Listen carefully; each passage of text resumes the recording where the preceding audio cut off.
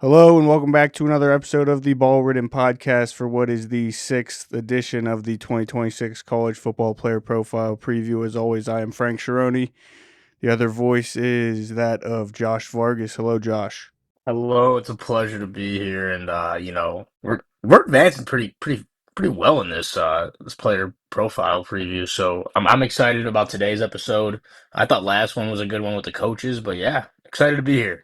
We have gone six. Well, you missed 1 week, but we have put one out every single week. So we are hitting, I think this is number six. So 6 for 6, Yeah, which there you I'm go. honestly kind of surprised about. But hey, it makes the time move a lot faster, and we're already almost a month away from the start of the season somehow. Yeah, it's getting there, and I cannot wait for week 0. Let me tell you, it's like we're in that weird span where it's just only baseball, and I guess Oh, not even this week. There's no yeah. baseball this week. Shit. You know there was a 10 a.m. WNBA game today. I saw that. I had money on it, and That's what I and was gonna and say. Did you and thank bet? God Did I you did bet because on it? yeah, Portland covered plus 3.5. It was a good bet to start the day. Portland Fire. The FOIA they covered. All right, let's get back on track. So sixth edition college football player profile preview, previewing 4 players every week. We'll each come with one player from each side of the ball, one offense, one defense. This week is quarterbacks and linebackers. So really, the uh, the key pieces on both sides of the ball. I guess I'll just get us started here. We can dive in on quarterbacks. My quarterback goes by the name of Alonza Barnett III. He's a quarterback. He will be playing at UCF this year, University of Central Florida, but he spent the past 2 seasons as the starter up at James Madison University. As a starter there, he had a 21-6 record. Pretty damn impressive. He's a pretty damn impressive quarterback. He can do it all. He can run. He can pass. Had 38 total touchdowns last year, 15 of which were on the ground with his legs.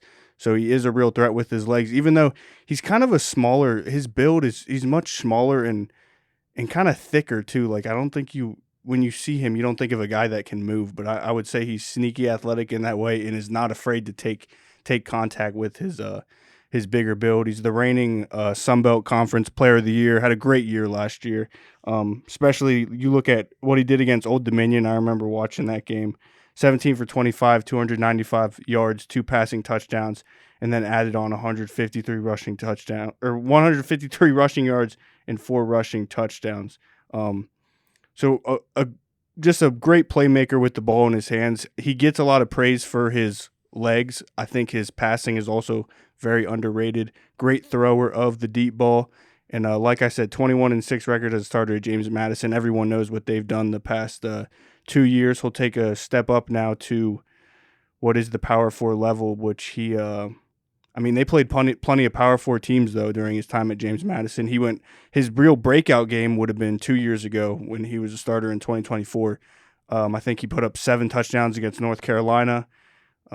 Came back. I forgot to point out, was coming off of an injury this past season, and it was kind of surprising that he was ready to start the regular season. It was a torn ACL that he suffered.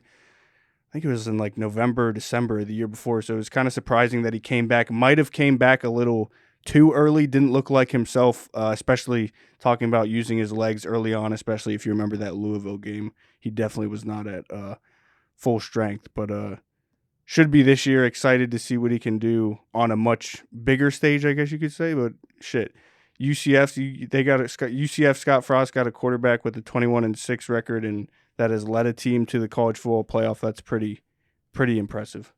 Yeah, I think it's important to notice or to note that obviously Scott Frost's whole campaign has been quite comical after UCF, but when he was at UCF, he was respected as a very, very great coach.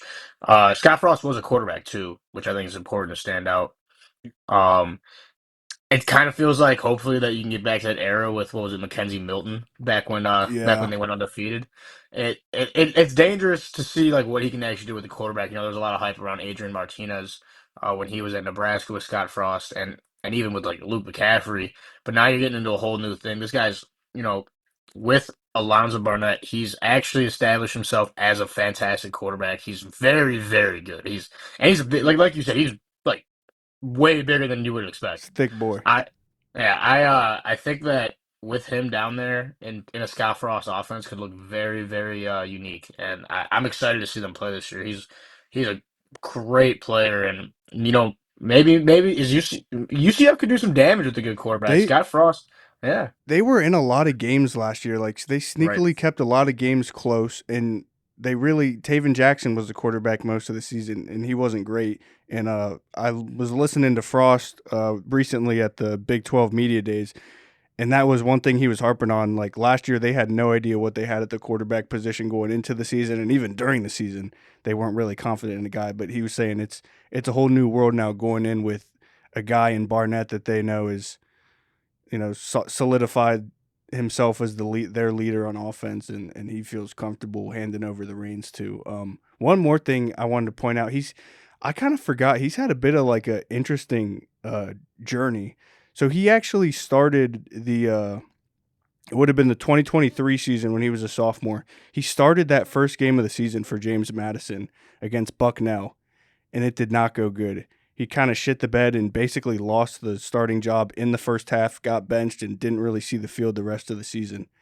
After that year, and well, the guy, Jordan McLeod, the guy that replaces him, ends up, balling out. He wins Sunbelt Player of the Year. So after that year, though, is when Signetti leaves. So he's there with Signetti at the beginning. Signetti leaves, and Barnett does not, obviously, he doesn't leave with him.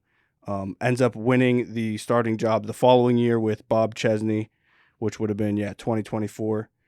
Faces an injury at the end of that season that we talked about, has to come back from that, where in 2025, Chesney did bring in the Matthew Sluka kid from UNLV, who he had cross paths with at Holy Cross, the kid from UNLV that left in the middle of the season. Just a lot of different points of adversity that he's faced in his career, and persevered through. But the one thing I wonder if Signetti would have stayed at James Madison, if he would have possibly left because of what happened with him getting benched, and he said that was like a really tough year for him. He wasn't who he wanted to be. I just kind of wonder what sort of relationship they had, and how it would have panned out if Signetti didn't leave.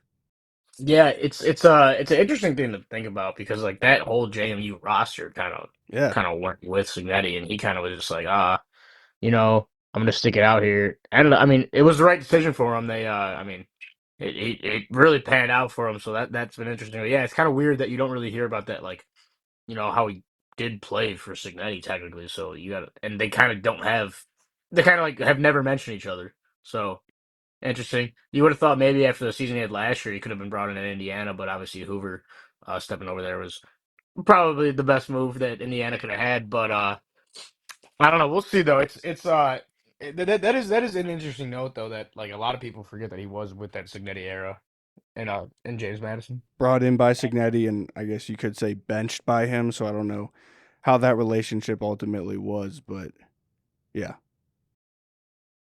Yeah. All right.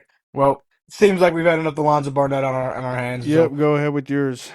yeah, I'm gonna stick it over to the 2026 Heisman hopeful. All right. We're talking about the 2025 Mountain West Freshman Player of the Year. I don't really know how to say his name. I think it's Micah Alejado. Micah Alejado. It could be Micah Alejado. I don't know. I say Alejado. All right. Or no, Regardless, Alejado. yeah, Alejado, whatever it is. This dude is a stud. All right. Hawaii's got a quarterback, and it's not just Colt Brennan. It's also Micah Alejado. All right. And he's bringing back that Colt Brennan type style and the way that he throws the ball and slings a rock. And it's so fun to see. Hawaii overs are back in town. All right. For those of you guys that haven't gotten a chance to see this kid play, I just want to go back to his first ever collegiate start. All right. He played one game in 2024. One game. You want to know what he did in that one game? 49 completions, 585 yards, 6 touchdowns. Last year he came out, won the starting job, uh, kind of got hurt in that Stanford game. Remember that limp that he had? He kind of like had a nagging injury the entire season. But he still ended up having a phenomenal season, played in 11 games. He kind of was in and out of a few in the middle after that like a little weird limp that he still kind of had throughout the entire season. Uh, but he ended up throwing for 3,000 yards, 24 touchdowns, 9 interceptions as a freshman, uh, which is very good. He's also an okay runner. He hit only 100 yards on the ground with a touchdown. Something that's important to note, though, that I cannot get over the fact that if this kid was not 5'10", 180 pounds, he would have been the most talked about quarterback of all time. Uh, in high school, he played. He's basically the national leader in every single statistic in high school. Was like the national player of the year multiple times. I just want to put together like what he did in high school. He started 41 games, went 39-2 at Bishop Gorman, threw for 9,200 yards, 125 touchdowns, with only 4 interceptions his entire career. That's ridiculous. And that's at Bishop Gorman, who's That's not at Bishop playing Gorman, right? any sort of cupcakes, playing a tough Right. schedule. He boasted a perfect quarterback rating his entire senior season, which is one of the craziest things I think I've ever seen, ever. Like, that's absurd. Um, so I think that if he wasn't 5'10", 185 pounds, he would have been probably the like a 5-star, not a 3-star, which is what he was coming out there. I'm excited to see him play this year. Uh, he's healthy now. Hopefully, I mean he's had a lot of time off. That What's injury was huge. Like he could barely move sometimes, which I mean led to a lot of what I would say gutsy performances. But if he's completely healthy, with what he did last year being not healthy, whew. Yeah, and that's what's nice about him. Like if you go look at what he did, like against Air Force, which everyone beat Air Force last year. Uh, but he threw for 457 yards, 3 touchdowns against Utah State, 400 yards, 3 touchdowns, 1 interceptions. Has multiple 300-yard games on here, and it's not like he's not playing like great competition. In the bowl game against Cal, he threw for 274, 3 touchdowns, 0 interceptions. So like that's something that's very important to point out. I think that now going into year two as a starter, he should be, you should see a step up. One thing I can say about him is he throws the hitch and like the inside stick so much that a lot of times, especially when you saw later in the season, teams were kind of teeing off on that. So, and it could have been part of the reason he wasn't able to scramble a lot. So he was trying to get the ball quick and that, dump it off. But I absolutely love this guy. I mean, this dude threw the ball 430 times in 11 games last year. I mean, like he's slinging rock all I mean, yeah, day, they were putting the offense on his back, even though he was, like you said, banged up. right? And so it's good to see Hawaii, have a lot of, have some hope that they won a good amount of games last year. They come in a Mountain West. It's going to be basically wide open this season with everyone gone. Uh, You know, I personally, I'm gonna see him play at Northern Illinois this season. There's no way that Hawaii can come to Illinois, and I'm not in attendance. I'm sorry. So I'm very excited for that week. But yeah, uh, he's from Honolulu as well. So I think that's kind of cool. But he played high school football in Las Vegas, so he's kind of like the hometown kid. But they're really good, and he's a solid player, and I'm really excited to see him play this season. I think one of the first things you said when talking about him was fun. And I think that's the perfect description. He's just fun to watch. Yeah, it's like Hawaii. That's one of the things. Like because Hawaii's late, it's the national. Oh my God, whole island ball. You got to take the over. It's a midnight kickoff over, and with him being there, I think he's getting a lot more. Like I feel like if he was at like a school like New Mexico, he would have gotten the same praise maybe that he did last season but like with eyes always on him on the islands, I think it's very important, and it's awesome to see Hawaii have a quarterback, uh, that's dominating. Back like I said, rest in peace to the goat Colt Brennan, but Yeah, you know, it's good to see Hawaii have another gunslinger right at the helm of their offense. no doubt. That's a good one. Micah, I'll say Alejado. Dude, Yeah, you are not much of a names guy. I've started to realize. yeah, not a big names guy, but it's all right though. You say them with 100% confidence though, so no one would ever know. Exactly. You see, that's the thing. You just got to be. If you're gonna be wrong, you got to be wrong confidently. You know, and that's how I go about my model. Like when I golf, you can't. You can't be bad at golf and slow. You gotta be bad, but you gotta be quick. You Exactly. know. You're either So good or you're fast at golf. exactly, exactly. So I'm fast. All right, we'll go over to the defensive side of the ball now with linebackers. I'm going with an interior linebacker from New Mexico, Jaxton Eck. If you recognize that last name, he is the son of the Lobos head coach Jason Eck. Did come over with him from Idaho too. Jason was formerly the head coach of Idaho, came over head coach of New Mexico.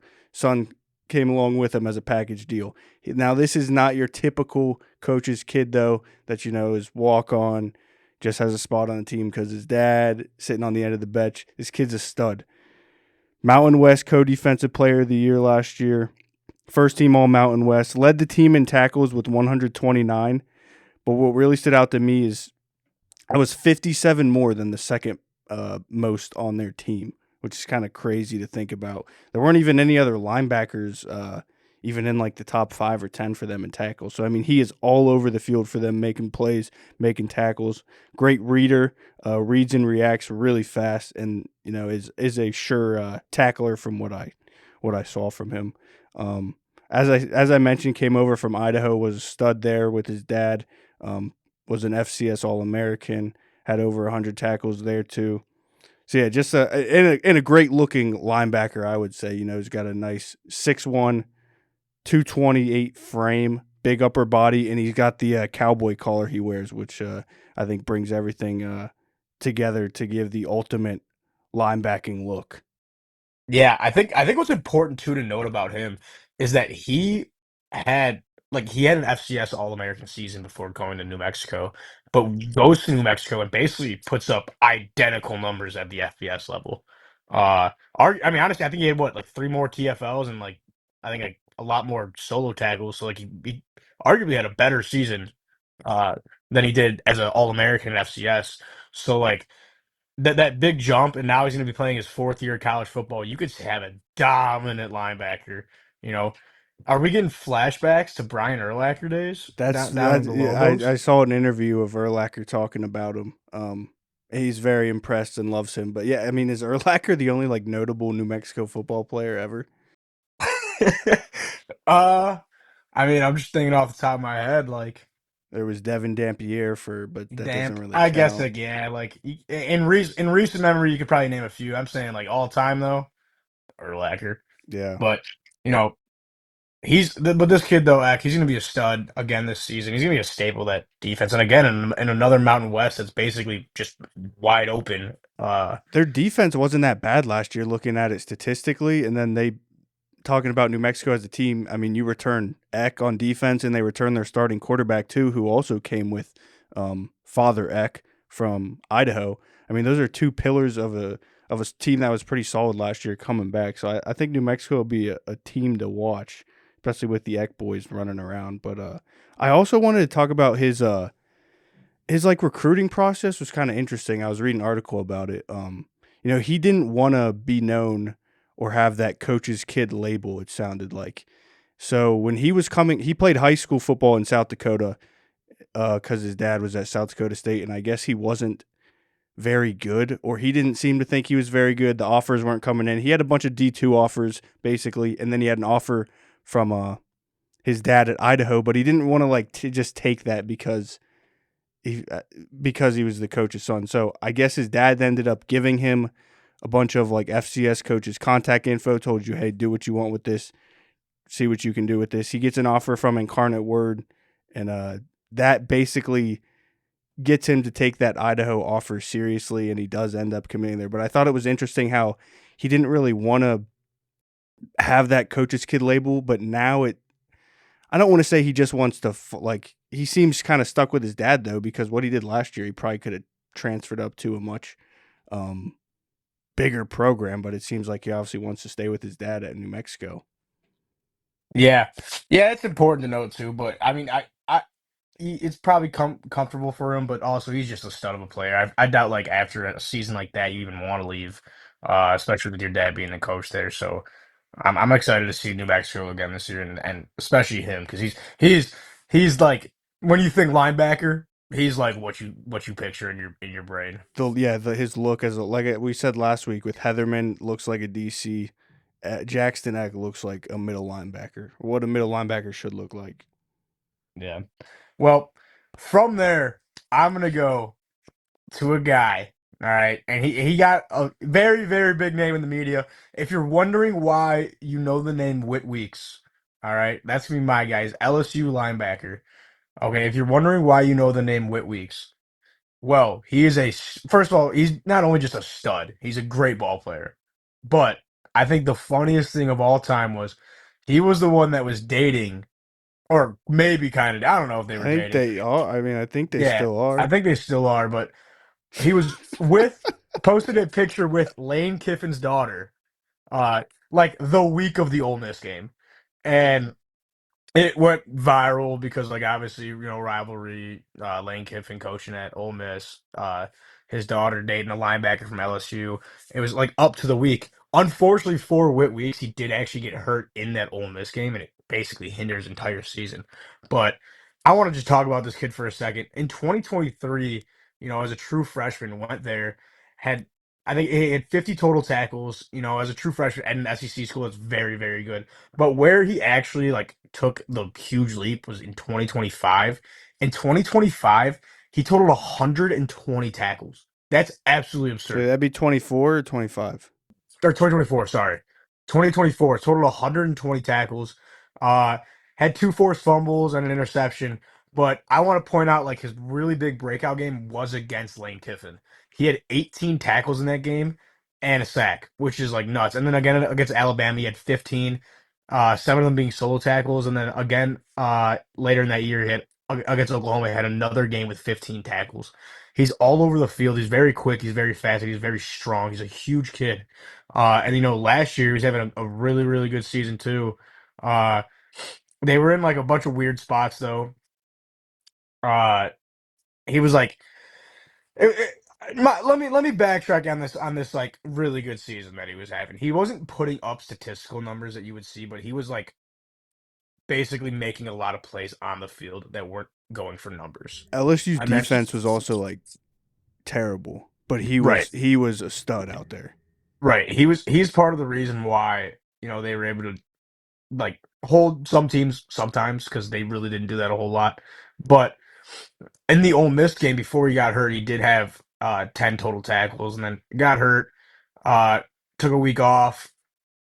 I think he played the South Carolina game, had 8 more tackles, and then basically was just kind of out the rest of the season. Only played in like Season six kind of games. fell apart. No reason to really try to mess anything else up. Right. And what I think is important about him is that, you have the whole dynamic with the Kiffin family and the fact that he decided to stay at LSU with the huge exodus of players and everything that was going on there. Uh, it's kind of exciting to see, I'm not going to say he stayed for Kiffin's daughter. I do like to think that he is just an LSU guy. He was there as a freshman at 2023. He's going into his, I guess, what would be his fourth season, 23, Yeah, 24. Yeah, fourth season. So he's kind of a staple of LSU's defense. He's got a cool name, Whit Weeks. Something cool that I found out. I didn't know he had two brothers that were also linebackers on the team. Also, yeah. The one him and the older one were like on the interior together a yeah, I lot. think it I was think. Zach. I think it was Zach Weeks or whatever. I don't know what the Yeah, I other don't one's know. name is. There's an older one who I think just graduated. Then there should be a younger one that's just coming up. Yeah, I think the younger one transferred though, Okay. but yeah, I think that was kind of crazy to see though. Like three LSU linebackers out of one family, out of the Weeks family. Just that's like a staple linebacker. The Weeks. It is, yeah, it is a linebacking name, and he also has the linebacker look. But he's from Louisiana, right? I think he's from. I actually think he's from Georgia. Maybe I don't Okay, he's know. from that area because I thought they were like an LSU family, or he was an Yeah, they LSU are. Yeah, guy. he's from Watkinsville, Georgia. I don't know where that's at, so I'm just gonna say close to Louisiana. It wouldn't. uh, I was gonna say it wouldn't surprise me if he wanted to stay, depending on like who the new head coach they brought in was. But then it being Kiffin might have been just like the perfect opportunity for him. And the best thing you forgot from when they played Ole Miss last year and he came out with his daughter or whatever. Remember wasn't he puking during the game? And Yeah, he was someone throwing up. tweeted out a video like, what did Lane Kiffin feed him before the game? And Kiffin responded. It just said tempo. It was, yeah. The whole if you guys are listening to this and you really didn't know this story, I implore you to go just look at Whit Weeks and try to go back to that game against Ole Miss. Just go look at all the tweets and the videos that I were mean, coming that's out like from a that. way to get like the woman, I guess, interested in football with like relationships. Like it's kind of a Yeah, kind of that aspect, I think. But yeah, it was funny how that all unfolded, especially with him being such a big name and good player. yeah.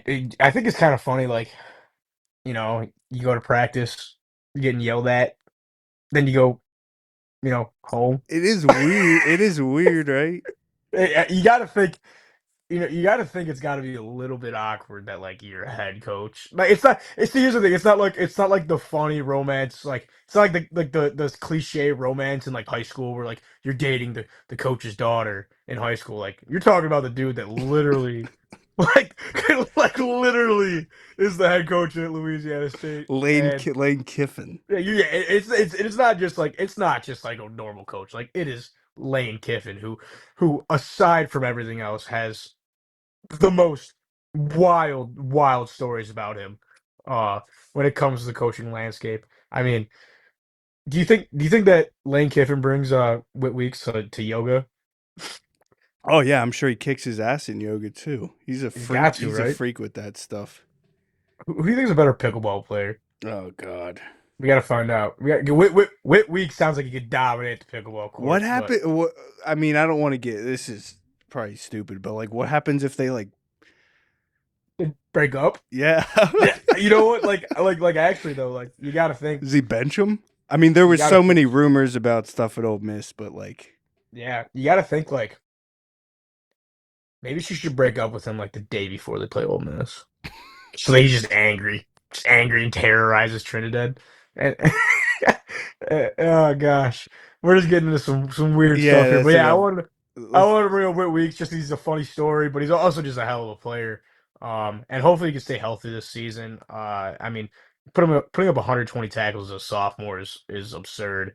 Kind of like what Eck did at the FCS level. So uh, hopefully he can have a healthy season, be able to dominate his senior season, and LSU have a good season this season. one more important thing I think is they did retain Blake Baker, correct, the defensive coordinator, Yes. who I believe Yes. they had a very good relationship in that Netflix SEC show. I think those two were very close, so I think that's huge. Yeah, it's gonna be interesting too because like that's there's a lot of stuff like that this year with a lot of coaches moving around and coordinators still staying in spots and you got the weird thing going on in Virginia Tech, but I think that's important too though. Like he has flourished in this coordinator's offense before or defense before, so it's gonna be cool to see. hmm I thought it was interesting with our linebackers. We had one who is the son of the head coach and one who is, you could say, porking his head coach's daughter. Yeah, he's porking. uh, well, Frank, do you have any honorable mentions to today? Because I know you had a few last week. Nah, well, we'll probably do quarterbacks again. Yeah, I just want to stick on one though because I know I'm not going to bring him up next week Okay, go ahead. or next time we do quarterbacks, but it's going to be Taron Dickens. All right, and for those of you that don't know who this guy is, just go on Twitter. It's it's been absolutely absurd what has happened to this guy. He was at he was at Western Carolina. Absolutely balled at Western Carolina. Like SoCon Offensive Player of the Year, first team All SoCon. I think he threw for 3,500 yards, 38 touchdowns, two interceptions last year. Well, this season hits the portal and he's one of the most like touted after like FCS guys. Obviously I think he entered like the portal as like one of the top 10 quarterbacks going in to go grab. Well, he ends up committing to North Carolina.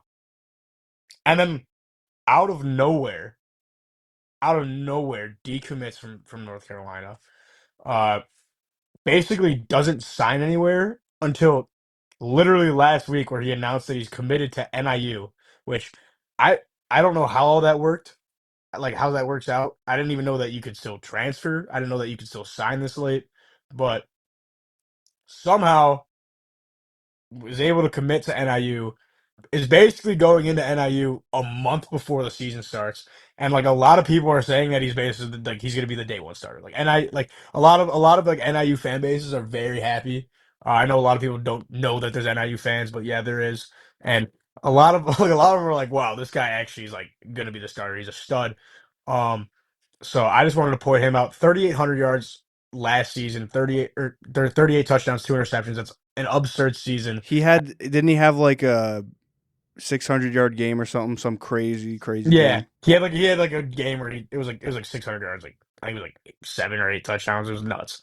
But what's yeah, what's cool about that is he's probably gonna get the starting job against for NIU, but he's only coming in a month before the season, so there could be some hiccups very early on where you could see some like uncharacteristic turnovers from him that you didn't see at the FCS level. I think it's going to be interesting too. I can't wait for that. And it's more, even more of a reason to go to the NIU game. NIU Hawaii. NIU Could you Hawaii. could you Taron Dickens versus Mike. I mean, that could be like a college football playoff matchup next year. I Those two mean, quarterbacks. yeah, if you think about it, like it's going to be absurd. I can't wait for that day. I'm fully expecting 2 500-yard games out of the quarterbacks and 0 turnovers. I'm sure I'm going to get like random snow, and it's just gonna be a Yeah. What hell. month is that? I think it's an October game. Oh, that's not great for Hawaii. No, Hawaii coming up, to Illinois in October. Yeah, but I don't know. But cool story out of him. Very very weird that he ended up Yeah. there. Did it ever come out what happened at North Carolina? I don't even know. Yeah. No, and that's what I think I missed on too is that like he actually like it's not like he was committed to North Carolina. He actually like enrolled into North Carolina. Like I think he took classes like summer classes at UNC. But like I'm not like sure what happened. Uh, like it's not like he. It's also not like he was only there for like a short period of time. I think he got there in January and like decommitted or like I think he took classes like in January because he entered the portal like when everyone else entered the portal. Yeah.